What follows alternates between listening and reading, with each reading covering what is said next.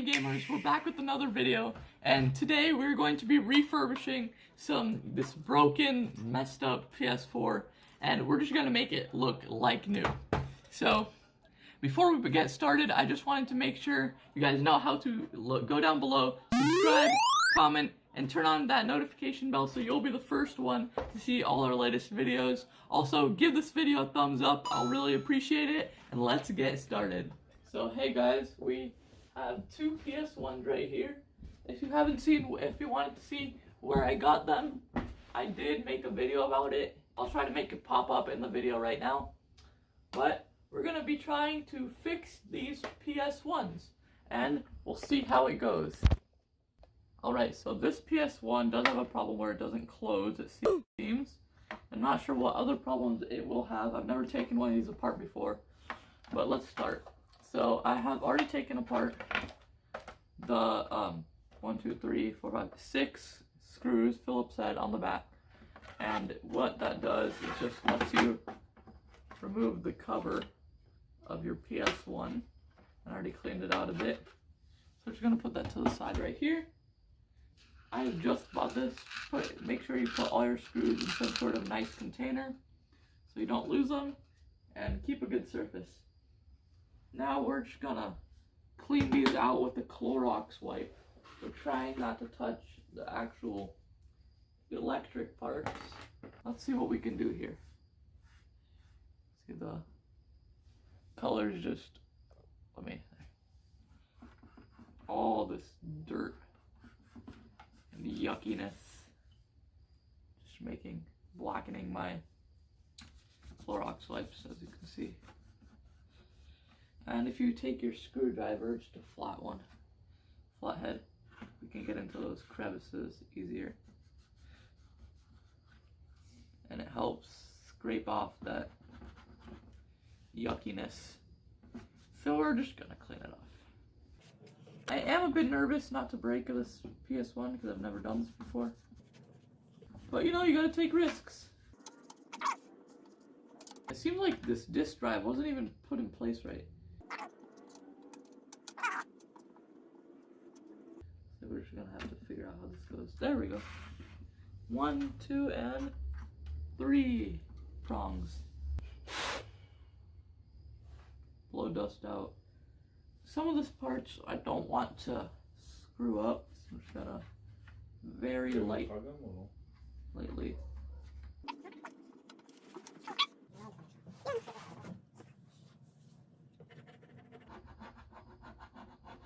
There's a lot of grossness. I did buy this for pretty cheap though, and I got it with like this entire collection that I bought. But anyway, now that that's in, here's the problem. So you see, it doesn't, so this doesn't close, and basically all that is there's some buttons down here, and it's basically the open, the power, and the reset buttons. They're all stuck down because they haven't been used for so long. So if you just take off this cover, you don't have to peel anything off, I don't believe, and you just push the open, the power buttons, you'll just hear a click as they all pop up. If you want to do it until they're all kind of loosened, or if your spring is worn out, you can replace that too. Once it's all loosened up, you can just click it in, and it should be good. But unfortunately for us, mine does not loosen up so easily. So I'm just gonna... There are 3 screws right here, it seems. Actually, 2 screws, my bad. And we're just gonna move this to the side and unscrew them. You want to make sure you're using the right size of screwdriver. This seems to be... I'm gonna go get a different one. Alright, so I got 2 more screwdrivers. This one looks like it fits just right. Just gonna unscrew it, but if the electric one fits, and put on manual mode. Screw number 1. You can see it, it's pretty small. Gotta get the right tools to get the job done. Alright, so we took this off, and then this piece right here just comes right off, it looks like. I believe it went like this. You want to make sure you know which way it was positioned before you take it out. Then once you're ready, just take it out, then put it in your stuff. And then we're gonna see if we can perhaps pull out the button. It looks like it does come off. Sweet. Alright, so what I did here, I don't know if you can see it, but you just pinch on both sides and just push down the middle of it and pull it out on this side.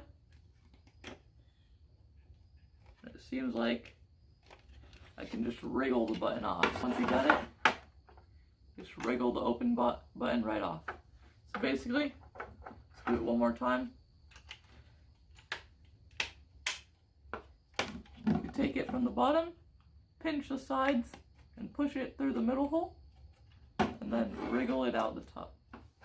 And then you can clean it out, and everything should be alright. So we're just gonna clean that out a bit. Came right off. Amazing. Great, because that means you don't need to use like different chemicals. Yeah, you don't need to use any chemicals. Instead, you can just, if you can close it, oh, you can't close it. You can just take out the button and clean it out. So I'm gonna clean it out and come back. All shiny and clean. It looks like Sony knew what they were doing. Just by the way, how easy it was to get that button out and clean it off, you know, without using chemicals and stuff. It shows that their products are very quality and they have high standards. A little more cleaning and it's all spick, spam, and clean.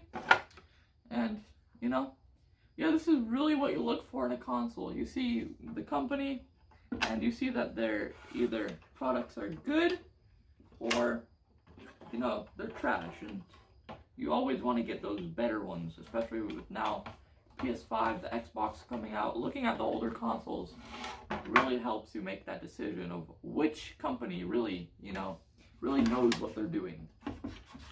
So I'm definitely enjoying to see this, and hopefully I know that their newer consoles also meet the standards. So yep, all spick spam, and now we're gonna clean it. I'm gonna clean it up actually a bit more, and then we're gonna move on to the next button. Just because, you know, the vents are nasty and all that. Alright, so after lots of work, we finally cleaned out those grill vents. And, you know, it was a lot of work, but these are the things that make it enjoyable. You know, looking back at your collection and saying, wow, that's some shiny collection. So sometimes it's just worth it to sit down and clean for a good 30 minutes. Just to make sure for the rest of the next few years, you'll enjoy your collection. You'll be like, man, I'm glad I cleaned that. And you won't be like, oh, what is that ugly thing? So, you know, sometimes it's worth it. Alright, so we did clean out this open button. We're just gonna put back this piece right here. We remember where it goes.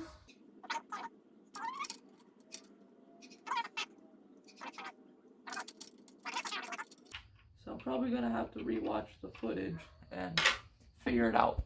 Okay, so I figured it out. This piece goes on like so, as you can see. And this little knob just goes over here that way. Whoops, this little knob right here. If you can see it, you just push it in. And this is how it should look like. That way the spring over here, when the button gets clicked, it moves around. And then we're just gonna put this back onto the PS1. And we're just gonna screw it back on. Alright, so we did just put on both the screws right here and right here. Now let's test our open button.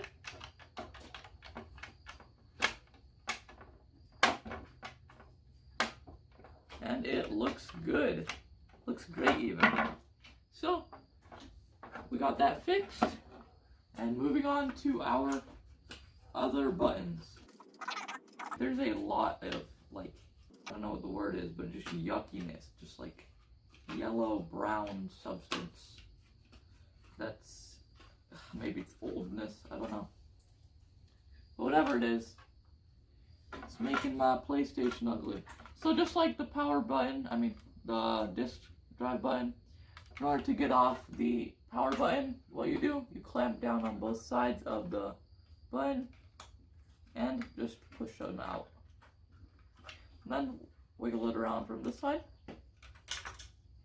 and it comes right off. This one has a spring, you see, since it doesn't have the spring on the inside. So that's a bit different in design. We're just gonna keep that spring on and clean it out. It does seem like a lot of Clorox wipes have been necessary in the cleaning of the system. Now the rubber spring did come right off, so we're just gonna put that right back on. Make sure it's all nice and dry. And then put the spring back on. Now that it's all clean, now we did not make sure that this part, the button itself, is clean, so make sure to wipe that down, otherwise all this work and you didn't clean the button itself. So you might as well, it just takes a second of your time just to make sure that it's all spick and span clean. And once the button itself is all clean, just plop it back on. Make it click, and bam, 2 buttons done, 1 to go. And just like the other 2, just clamp down, push out. This one does have a little bit of a knob right here that when you clamp down and push it out, you can push down on, then wriggle it free from the other side. This is the reset button, and we're just gonna clean out the button itself and the inside. Now that it's all clean, just wanna see how much dust came off. We'll just push that onto the system, and bam, looks like you got yourself a reset button, which when we put on, hopefully it won't fall in. We'll see. Make sure to clean out. Once we're done with this, we'll just want to make sure that it's all clean so that we didn't miss anything. And we're just gonna let it dry and put it onto its main body right here, which is also apparently still really dirty. So we're gonna give that a good clean before we continue. So after you've done it a few times, this becomes a very easy and fun thing to do, just cleaning out and fixing, refurbishing, gaming consoles, just for fun.